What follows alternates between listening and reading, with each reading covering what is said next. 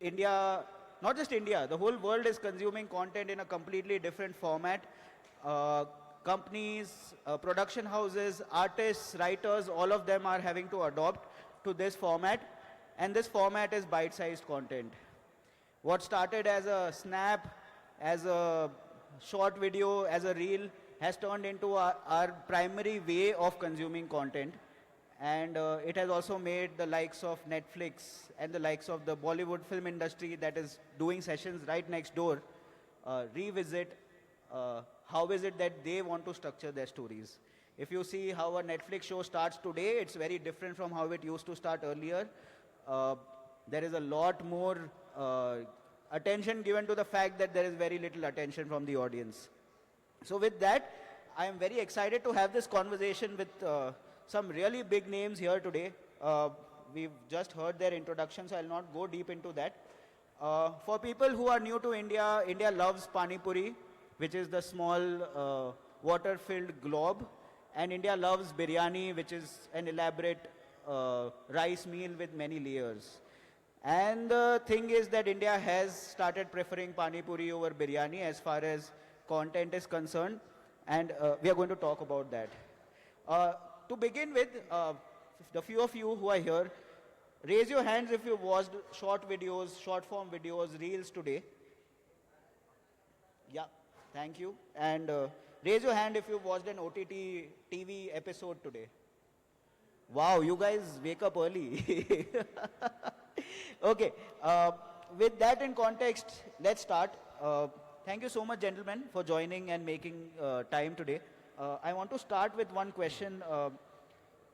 Why are Indians hooked on this bit-sized content? What is the human insight because of which you think this is attractive, addictive, and it resonates with them? Gautam, if you want to go first. Sure. I like your analogy. I think the amazing thing about YouTube is that we start you off with Pani Puri and then take you to biryani. So you've got the full menu. No, but look, I mean, I think, and it's consistent with what I just said. I think short form content is a great way to discover new talent, new things that you're interested in. And it also caters to, modern consumption habits, right? We have busy lives. But for us, it is really just one of the formats on YouTube. As you know, historically, we've had a very large focus on video on demand, but we're also seeing tremendous growth with podcasts now, live as well.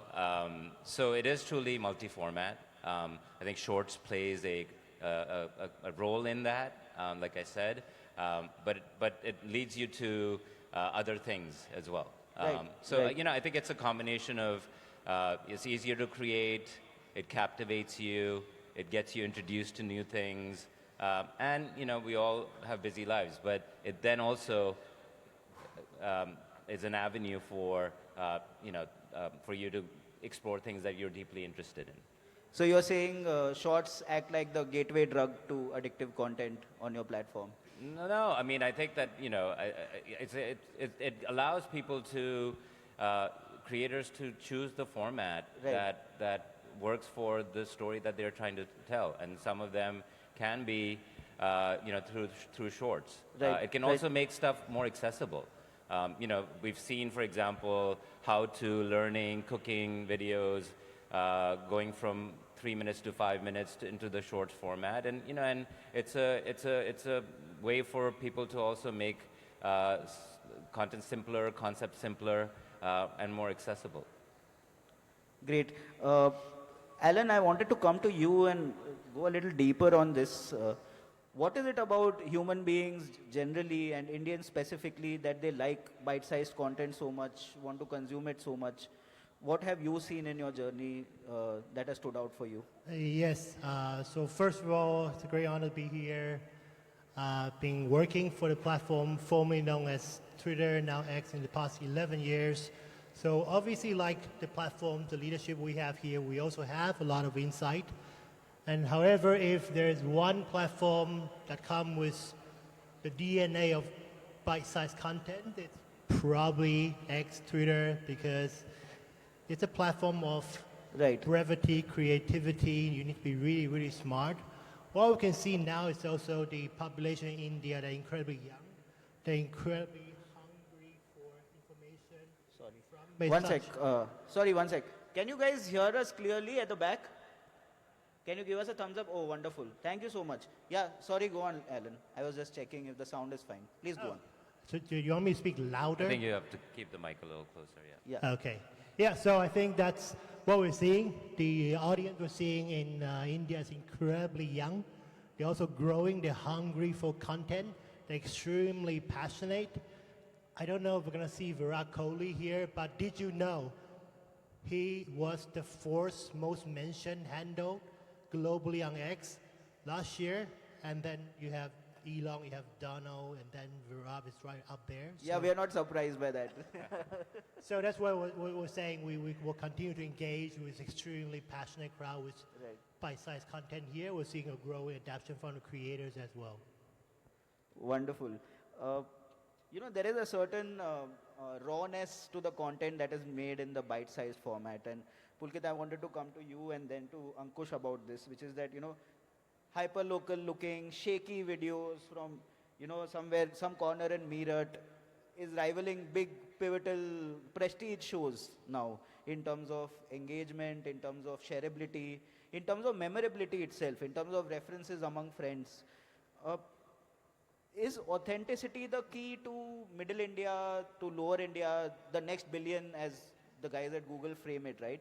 Is that the key, this kind of authenticity, this rawness? Pulkit, what have you seen at Snap? Firstly, I think we should keep this a bite-sized conversation given the resounding size of the audience. But coming to your question, I think, look, one of the things that we're seeing is, I don't think there is this only existence of bite-sized content in India. You have very polished, behind the paywall content, which is so-called premium by OTTs. And the content serving in India is very contextual. So you see bite-sized consumption when people are commuting, as Gautam said, in their busy lives. And then you see lean back, long-form content viewing via OTTs. And then you also see the emergence of somewhere in between forms of content that Drama Box is kind of producing. I don't think the jury is out that India is clearly moving very heavily towards just bite-sized consumption. But when you talk about authenticity, I think this was also mentioned by Shahrukh Khan in his session yesterday. I think authenticity today is a rare commodity. And we are proud to say that our platform is inherently built to cater to an authentic form of self-expression. So if you look at Snapchat, it doesn't open to a doom-scrolling feed. It opens to a camera. And the camera is all about you putting you front and center. It's a creator-first kind of a Absolutely. It's all about your self-expression and the fact that the camera capabilities are now enhanced. It allows you to create content in the moment and share it with a very close set of friends and relatives. So it is about building. And the other aspect I do believe, which you touched upon, is I think this concept of content creation is now a pan-India phenomena. It is not limited to just urban centers. And we do see a lot of authentic content that is coming in bite-sized forms.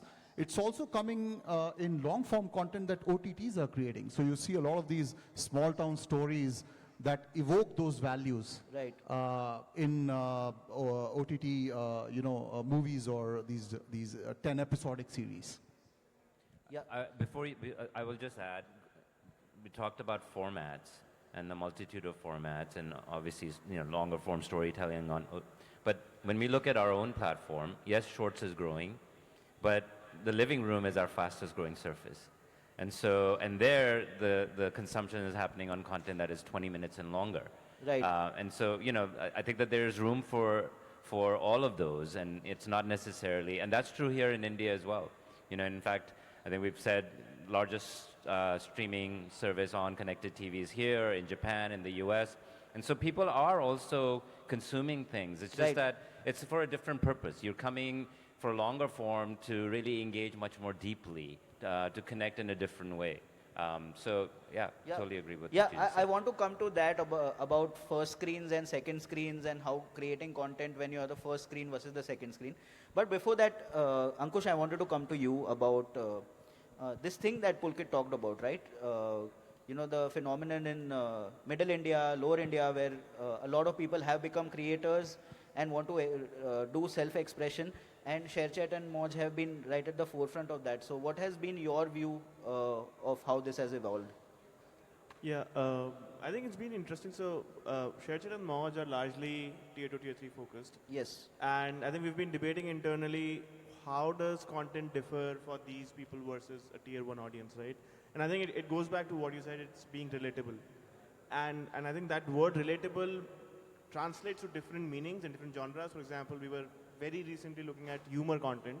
So I think all of us would know that like short 15-second, 30-second humor skits are very popular across platforms, right? So we were looking at what happens on Sharechat Moj, what happens on some of the other platforms.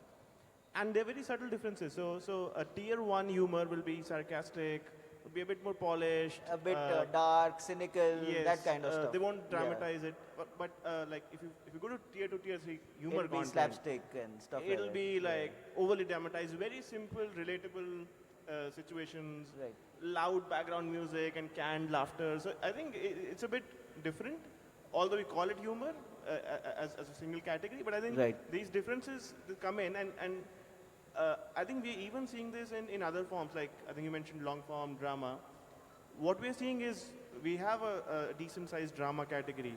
What works is a middle class man who's struggling financially, maybe having fights with in-laws, suddenly gets a lottery one day and becomes rich. So they Right. want relatable, but they also want hope. I think that They works want in tier 2, tier 3. aspiration, Yes. they want some kind of hope. Makes sense, makes sense. Hope is a very important part of how India consumes content. So uh, let's move forward. I wanted to talk a little bit about Gen AI and Gautam and Pulkit. I wanted you guys to tell us a little bit about this.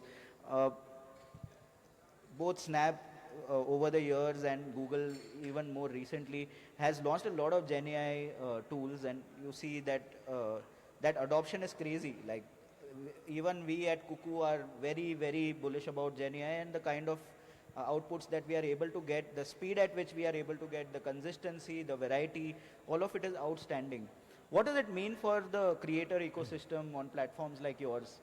Uh, I feel like I can do 10x the amount of output I'm doing currently as a creator because of Gen AI. And that means that your platforms are going to be bloody crowded with a lot of content being put up on your platform.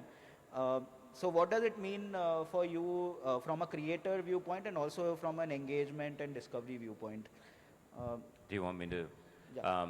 So, I mean, look, Gen AI obviously is a transformative technology.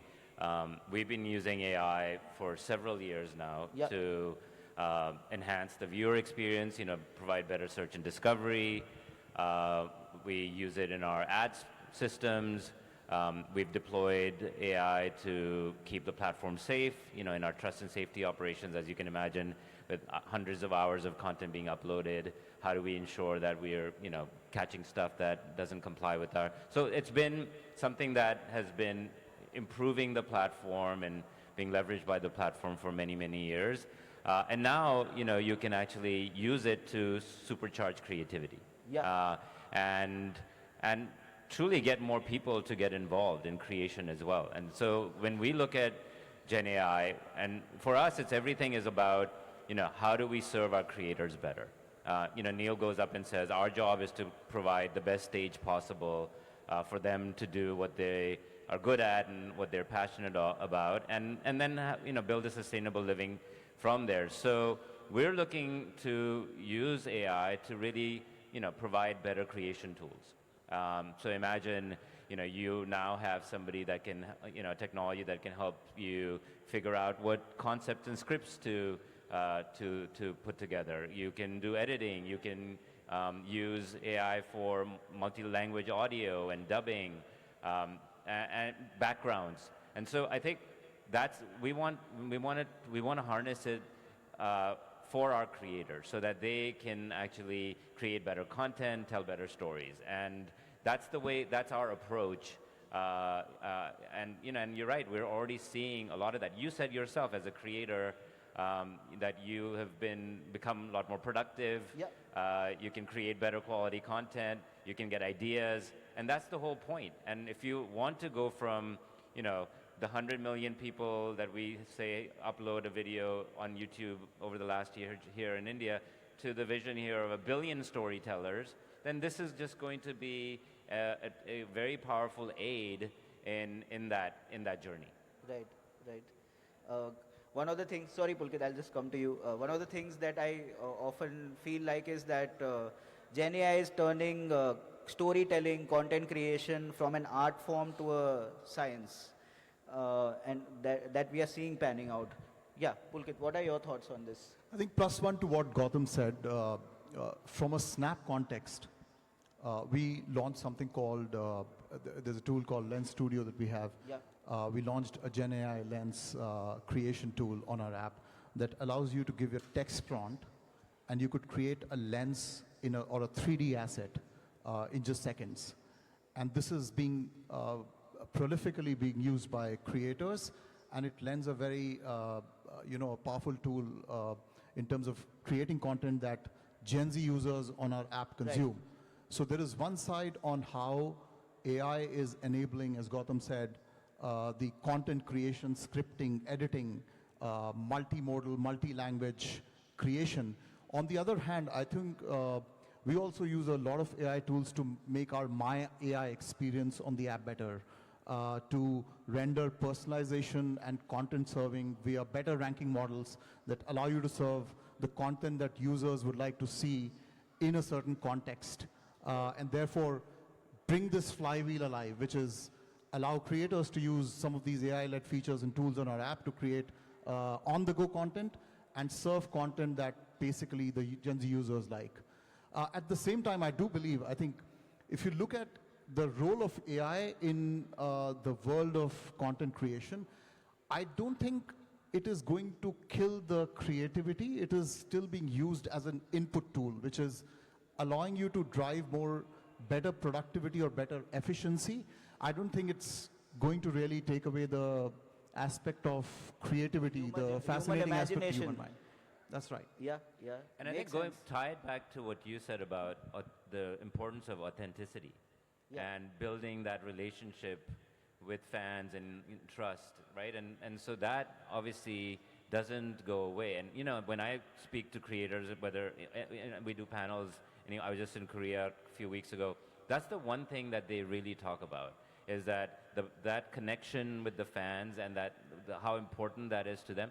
And that will get enhanced, but that relationship matters. Right. And that's where like the human telling a story to a human, that connection cannot be lost. I think, has technology not advanced content creation over the last 30 years? And industries adapt and create better content. That's the way, it's going to probably play out. Right, right. No, makes sense, absolutely. I wanted to come to you, Ankush, because for a short video app, it takes a lot of serious tech and AI muscle as a startup to figure out personalization at the scale at which you guys are. And that's where I believe that you guys have used your AI muscle really well. So tell us a little bit about that. I think Gautam and Pulkit also touched upon the personalization recommendation engines, but want to get a startup view on that as well, how that journey has been. Yeah. Yeah, I think recommendations are at the heart of any short video platform. I think more and more we are moving away from social graphs. Okay, thank you. Yeah. To algorithmic ranking, right? I think it was, for a startup, it was much harder, especially from India, because I think we don't have that niche specialization of recommender systems, AI within the country. I think all the large platforms, the Western platforms have largely had their teams in the Bay Area. Right, right. And I think we had to go the same route. So the way we approached it, we got some really senior talent from the companies that are sitting on the panel, some really good folks, but we had to get them in London. So we have a large AI team in London, senior folks, but we're building the next set of leadership of recommender system AI from India. But yeah, that is really at the heart of it. If you don't have it, you're not on the game at all. No, absolutely agree. Okay, I'm going to put all of you in the spot now. Okay, I want you to tell me what is it that you admire about your rival. Okay, so what is it that you admire about the OTT players like Netflix, Disney Plus, Hulu, Jio Hotstar, so on? What is it that they have that you would love to have, and what is that one limitation that you think they will find it Hello, difficult? hi. Yes, yes, hi. We have Boris also joining us. We'll come to you in a bit. Yes. So yeah, what is it that you admire, and what is that one limitation that they have that you can see from your vantage point? Whoever wants to go. Whoever wants to start. Alan, you want to start? I think, like I share, we admire all the players with long-term format, short-term format. But I think, like I said in the very beginning, there's one thing that has not changed with Twitter or X today, is if you talk about it's a platform that is a second screen of whatever watching, Yes. and if there is a first scroll of whatever that's happening, it's probably still X, and that should continue to be the case, no matter you're watching President Biden pulling out, that's not even a year ago, of the election, or you're talking about, you know, the 14-year-old hitting a century, Right. and I think even Sundar was celebrating this on X, right? I think that will continue to be the case, and I would encourage the publishers, the content creators here to continue to do that, to drive that overarching conversation across platforms. Right, We're celebrating right. something passionate. Pulkit, you want to go next? I think there is a lot of admiration that you can attribute to all platforms. For example, OTT platforms have really kind of brought the big cinema to a home screen on your TV. And it's kind of, really disrupted this model of, okay, all the big superstars are only meant for a 70 format. That's no longer true. Right. On the other hand, they've also kind of given an opportunity for small, not so known stars to come and participate in this whole festival of really big filmmaking or these episodic content, long form content. I think incredible about YouTube, they've really democratized content over these years in India, where platforms like YouTube or Snapchat or Meta or Sharechat have given these small town creators an opportunity to come and express themselves to a sizable audience, something that they couldn't ever think that could happen. You could reach 100 million plus audience in a very short span of time. Right. And you could create monetization models to basically earn your living. So there is a lot of admiration. I could go on, but I'd probably hand it over to others. Yeah, I mean, look, on a personal level, I watch Amazon and Netflix shows and love them, and I think that there's obviously certain stories that are best told over multiple seasons and episodes, and so you talk about the democratization through shorts, and this is pushing the boundaries in the other direction, right? Right. And I do feel like the diversification of talent now and the number of shows that they can participate in, so it's expanding that end of the industry.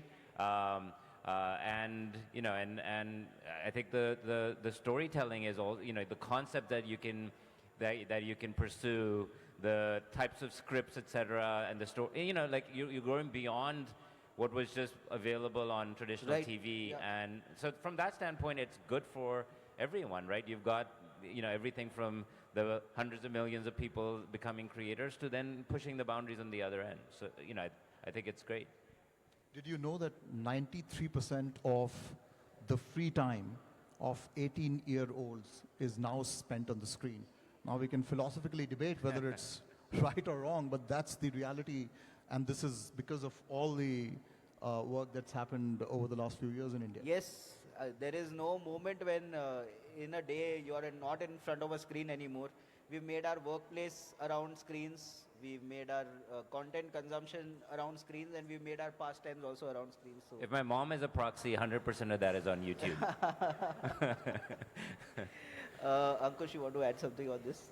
What do you admire about Netflix and? I think they serve a very different purpose to a lot of short form content platforms. I think the ability to tell deeply captivating stories I think it's best served by them. So Right. I think that's one part that I feel that all the platforms on the shorter side could improve upon. Also, I think it allows to have high CPM, long Yes. form ads. Yes, of course, it So, of allows. course, I'll that- come that to the hurts a bit. advertising side of it. That's a good point to touch upon. I'll come to it. I want to bring in Boris into the conversation. Boris, a lot of interesting stuff happening in Russia, which we don't have exposure to because we consume most of our media in English. So I'd recommend Boris to tell us a little bit about what's up in Russia and what's happening in the bite-sized content space in Russia. Ladies and gentlemen, please note Boris has a pre-prepared speech that he will deliver in Russian, and he's got a translator with him, Igor. Hi, Igor, who will do the translation for us. So let's hear it from Boris on what's happening in Russia around the bite-sized content space, and then we'll continue the rest of the conversation. Yeah, over to you, Boris. Thank you, my friends. Я представляю Gazprom Media Holding, самый большой медиахолдинг Восточной Европы. Hello everyone, I'm speaking on behalf of Gazprom Media, which is the largest media holding in the Eastern Europe. У нас 8 телевизионных каналов, 3 платформы, больше 50% радио в России и часть печатных изданий. We have a lot of TV channels, we have some other internet platforms, and we also have the 50% of all the radio in Russia. За последние несколько лет мы очень сильно развиваемся в интернете и во всем, что происходит в медиасреде, в VOD-площадках, и у нас есть собственная платформа Rutube. In the recent years, we are currently developing in the spheres of media platforms in internet, and we also have our own platform, which is called RuTube in Russia. Rutube — это сегодня платформа длинного видеоконтента номер один также в Восточной Европе. У нас на сегодняшний день 78 миллионов, к 80 миллионам в месячной аудитории подходим. Это очень большие показатели. The audience of RuTube in Russia is more like 80 million people, and we can state that it's the largest platform in Russia and Eastern Europe. It's a video hosting. За один год мы выросли в 2 раза, это тоже серьезный показатель. Just in 1 year, we have upgraded twice, and we really suppose that it is a very good benchmark. Gazprom Media за 3 года мы научились производить контент в 3 раза больше, чем раньше. И у нас есть, мы можем сказать, что абсолютный конвейер по производству контента, и мы самые быстрые в сроке реализации. And now we can state that we have learned to produce 3 times more content comparing to the times before, and we can state that it's a very, very rapid progress for us. Так как очень сильно меняется в мире потребление контента и делится на несколько типов, один из форматов, который мы внутри себя разрабатываем, это телефастфуд. Это фастфуд контента. Например, начался COVID, и у нас люди ходят в масках. And of course, we are trying to adapt to the new changes, and we are also trying to adapt to the change in consumption market. And one of these changes, one of the strategies for this adaptation is creating so-called fast food content, which we started to do during the COVID-19, and it is a new strategy for us to develop in the rapidly changing conditions. Также мы производим сложные формы контента, которые производятся не так быстро, а быстро это у нас несколько месяцев от идеи до экрана. Also, we are producing other types of content, for example, the long-term content, which is more than 3 months in production. Мы делаем проекты, которые на большом экране в кинотеатрах забирают первые места. В этом году мы сделали «Волшебник», мировая, можно сказать, мировая премьера, и вторую за историю России кассу собрали. So this year we have produced the film which is called Wizard, and it was extremely successful in Russian market. It was the second in terms of the money received, the box office. Так как скорость потребления контента сильно меняется, мы целимся на все аудитории. Газпром Медиа — это единственный холдинг в Восточной Европе, у которого есть все аудитории от 0 до 100 лет. And of course, as a big holding, we are trying to reach all types of audience from babies to senior people. And we can state that probably we are the only holding in the Eastern Europe which deals with such a big variety of different audiences. И мы с радостью готовы делиться этим со всем миром, с теми, кому это интересно, и поэтому мы здесь. And we are extremely happy to share this experience with all the people all around the world. And actually that is why today we are here. Thank you so much. И, конечно же, забрать отсюда все лучшее и развивать это у себя. And of course, we are working hard to acquire as much information, as much experience as we can to adopt it in our own land. Если вы знаете, город Санкт-Петербург — это один из лучших городов мира, самых красивых городов. Он построен так, в нем собрано все самое лучшее с мира архитектуры. Probably you know there's the second largest city in Russia, which is called St. Petersburg, and this city is very unique because all the biggest architectural buildings are collected just in one place. И в медиаиндустрии мы тоже хотим стать Санкт-Петербургом, быть лучшими в мире. And our particular aim is to become St. Petersburg in the field of media industry. Спасибо. Thank you so much for your attention. Thank you so much. I love the analogy that you guys gave about St. Petersburg. I wanted to say one thing which I should have started with, but I've prepared poorly, so I missed it. That do you guys know that the vertical video industry in China has overtaken the Chinese box office this last year? The vertical video industry has done more business than the Chinese box office, the film industry there, and it's one of those early headwinds that will probably come to India as well. Which brings me to the other part of this equation, which Ankush was also alluding to, gentlemen, which is around the advertisers, right? Bite-sized content has a certain kind of engagement, a certain kind of relationship with the user, and with that advertising revenue is generated for that engagement. You are able to monetize that engagement. How does that change as OTTs also? You know, Netflix has started the advertising tier in the US. In India, of course, Jio Hotstar is a advertising vehicle as well. How does bite-sized content compete with advertising, compete for advertising revenue with platforms like the long-form OTT platforms? Whoever wants to go, I think Pulkit, if you want to go.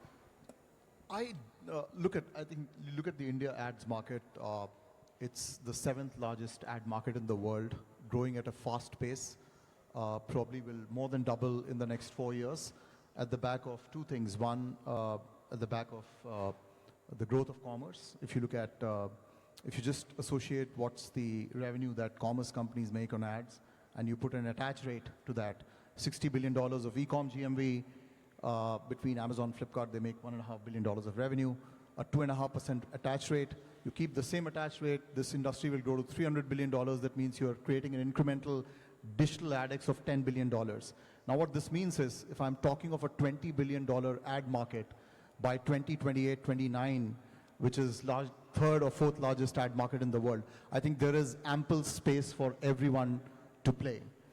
And at the end of the day, the ad market is really governed by the value you deliver to the advertiser. Whether you're serving an ad on short-form content or a long-form content, it is ultimately about the advertiser value. Are you giving the desired outcome that the advertiser is measuring? Having said that, I do believe that I think advertising will evolve, and it will evolve on the creativity side, because if you look at the role of AR and AI in terms of how creatives will be executed on the platform, it will play a very redefining role in terms of how brands engage consumers, irrespective of the format. And the other thing is, in my view, is I think advertisers will probably have to pay a little more aspect to the dimension of attention. Because if you really look, everybody, it's inherent human nature today. Everybody wants a faster car, a faster road, a faster internet speed, a faster screen experience. And therefore, attention is going to be a very valuable currency that advertisers will have to pivot to apart from reach and frequency. Yeah. And we'll have to probably redefine how that is measured in terms of delivering advertiser value. Yeah, we don't have the meta leader joining us today, but one of those things is a thumb stop, right? Like delivering a thumb stop today is 5 times more difficult than it was 2 years ago because of the number of content ads that have crowded a platform like an Instagram. Similar is the case, will be the case and is the case with all your platforms where the number of advertisers are growing, but the number of content just going onto the platform is also growing exponentially. And now in that content wildlife, you have to stand out, and that becomes even more astronomically difficult for advertisers to crack creative thoughts that can stand out on your platforms. I wanted to come to you, Alan, and then to you, Gautam, about this. What are your thoughts? Are India's CPMs ever going to grow to begin with? So I think I want to share interesting facts. We know we're known for a text-centric platform, but actually in India, more than 77% of the content consumed in India on X is actually video. And I think my colleague Rishabh will be sharing how to be creative, because also interesting fact, 80% of the Cannes Lions winning campaign integrate X one way or another. So to your point, how can you be creative? And I think the great news is, you probably read the news that the integration between XAI and also X, they'll bring together the most powerful AI tool with the most powerful real-time information traveling the global town square. I think that will give the brands and advertisers the real-time insight. So they can not only read from the past, but they can sort of predict the future. So I think that's something you combine with the creativity, the short-term video content. I think that's something that should be super interesting for the brands and advertisers in India and also globally. Wonderful. It's very interesting. I didn't know 77% of Twitter consumption is now video. Gautam, what are your thoughts on advertisers? No, I think corner a summarizing- large market on the advertisers in India. Summarizing some of what's already been said, I mean, overall AdX is growing. More of it's going to digital. So that's good for, our industries. Obviously, from an advertiser standpoint, they look for reach and ROI. We talked about the growth of short-form video and, more creators, more eyeballs. So all of that is there. I want to flip it to the creator side, because we always think about it from a creator side. And up until now, it's really been the creator economy has been supported by, Right. Advertising. And, we've talked about the big numbers, globally paid out $70 billion over the last 3 years. Just here in India, 21,000 crores in the last 3 years. So that's really large. But I think what's happening is it's also now going to commerce and brand deals.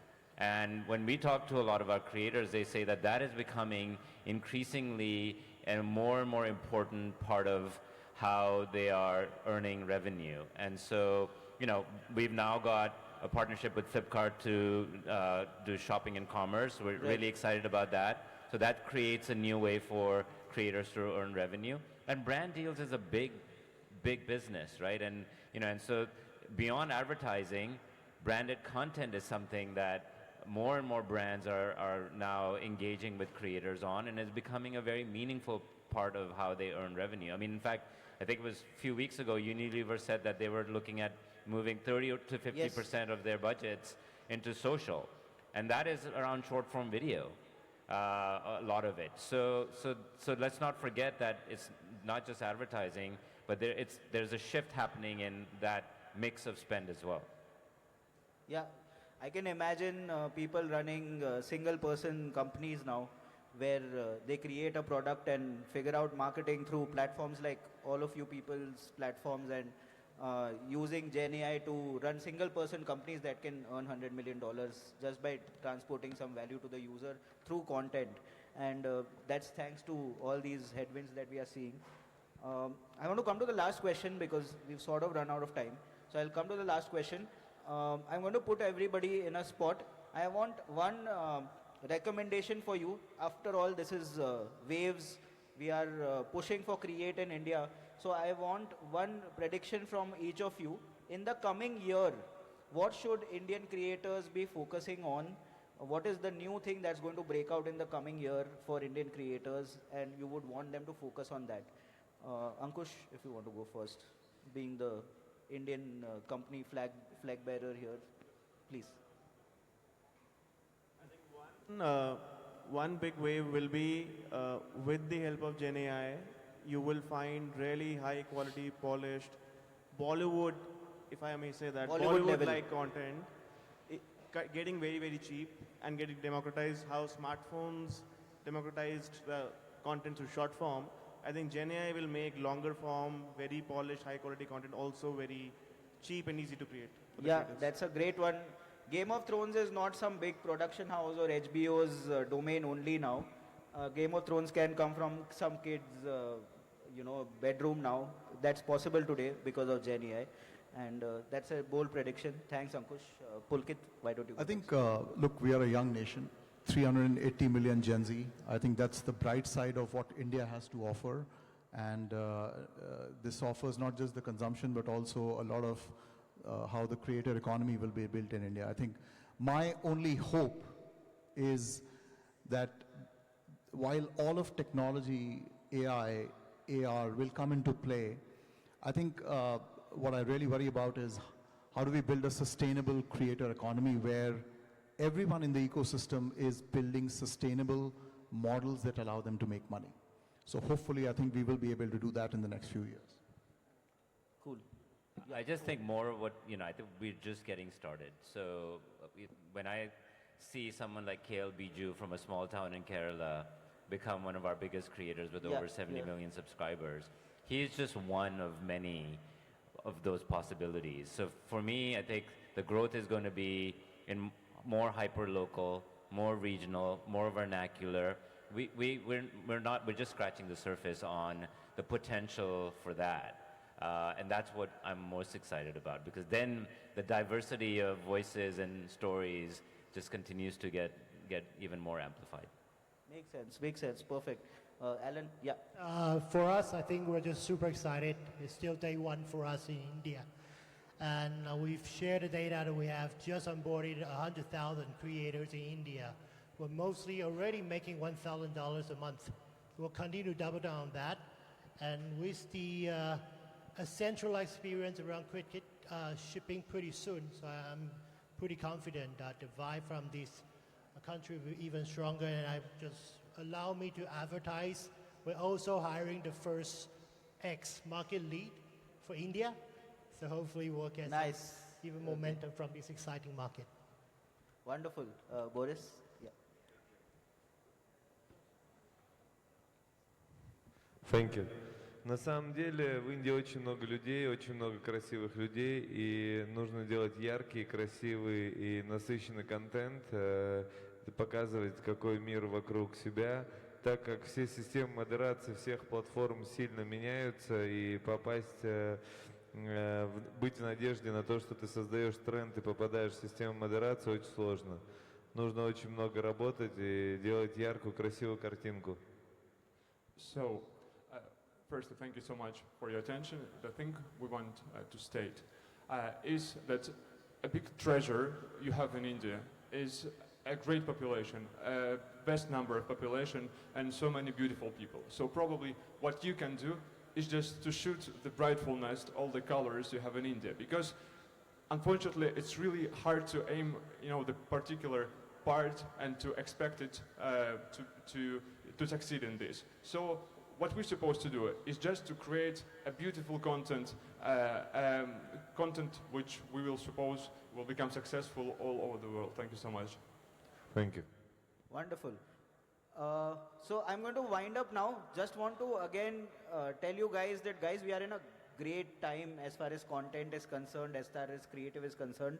You see the leaders of some of the biggest platforms of the world right now on the stage, and all of them are looking forward to rawness, authenticity, real content, real stories that connect with people.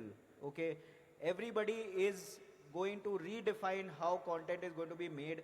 This is pretty much an IPL for content. So the way cricketers had IPL and a lot of cricketers got a chance, this is the time when a lot of creative people will get a chance on these platforms because of Gen AI, because of audience preference is going to bite-sized content. So all the best. Be a part of this ecosystem, and there's lots of things to do. Most importantly, there's lots of amazing stories to tell. Thank you so much for your time. Cheers.